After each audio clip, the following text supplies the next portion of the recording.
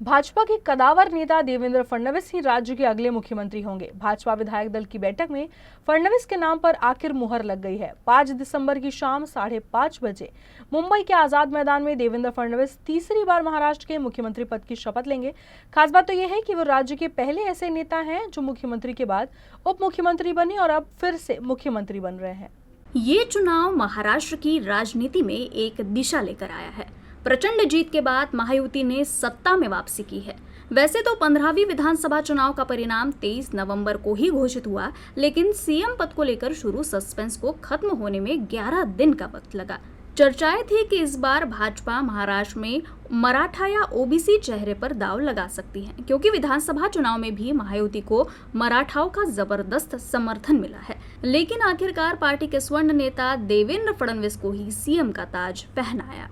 देवेंद्र फडणवीस के सीएम बनने के कई तर्क भी है, इन पर डालते हैं एक नजर। महाराष्ट्र में देवेंद्र फडणवीस अनुभवी नेता माने जाते हैं। वे 6 बार के विधायक हैं।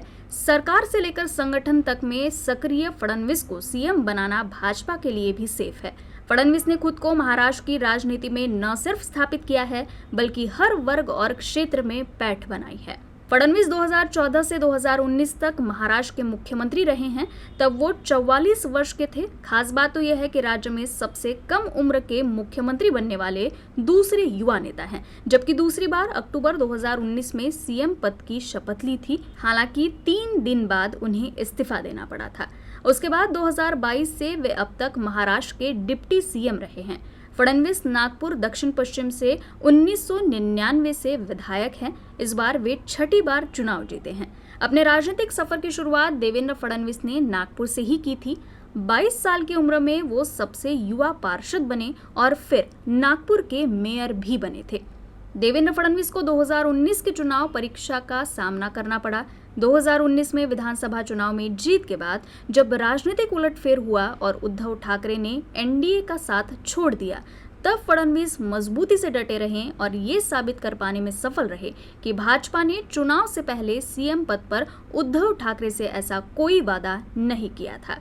2019 में जब उद्धव ठाकरे के नेतृत्व में महाविकास आघाड़ी की सरकार बनी, तो फडणवीस नेता प्रतिपक्ष की भूमिका निभाए और कोरोना काल में भ्रष्टाचार से जुड़े मामलों में उद्धव सरकार के खिलाफ जमकर बोले। बाद में उद्धव सरकार गिर गई।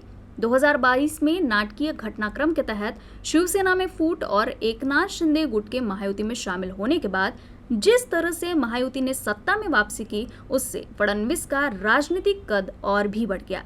2022 में उलटफेर के बाद महायुति सरकार बनी तो भाजपा कोटे से सिर्फ 10 मंत्री बनाए गए। इसके बावजूद फडणवीस ने भाजपा विधायकों को एक सूत्र में बांधे रखा, बल्कि सरकार चलाने में भी एकनाथ शिंदे का पूरा साथ दिया। 2023 में भी जब अजित गुट 42 विधायकों के साथ महायुति में शामिल हुए, तो फडणवीस ने ही पावर शेयरिंग का फॉर्मूला निकाला और अजित कोटे के 9 विधायकों को कैबिनेट में जगह दिलाई। खास बात ये रही कि भाजपा शिवसेना के किसी मंत्री की छुट्टी नहीं की गई, बल्कि अजित गुट को सत्ता में हिस्सेदारी देने के लिए फडणवीस से तालमेल बिठाते हुए भाजपा ने सबसे ज्यादा अपने 6 मंत्रालय छोड़े, जबकि शिंदे गुट ने भी 5 मंत्रालय छोड़े थे।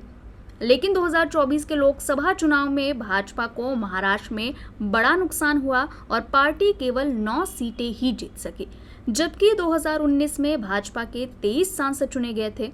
6 महीने बाद ही विधानसभा चुनाव में फडणवीस के नेतृत्व में भाजपा ने जोरदार वापसी की। इस विधानसभा चुनाव में एनडीए के सामने चुनौतियां कम नहीं थी। सीट शेयरिंग से लेकर उम्मीदवारों के नाम और जातीय समीकरणों तक को ध्यान में रखा गया, और ये सब फडणवीस के सलाह पर महायुति नेताओं ने मिलकर समाधान निकाला। महायुति की एकजुटता ने इस विधानसभा चुनाव में रिकॉर्ड जीत हासिल की और महाविकास आघाड़ी सिर्फ 49 सीटों पर सिमट गई। यही समीकरण रहे हैं कि भाजपा शीर्ष नेतृत्व ने देवेंद्र फडणवीस को सीएम पद पर ताज फिर से पहनाने का निर्णय लिया है। सरिता राजन, यूसीएन न्यूज, नागपुर।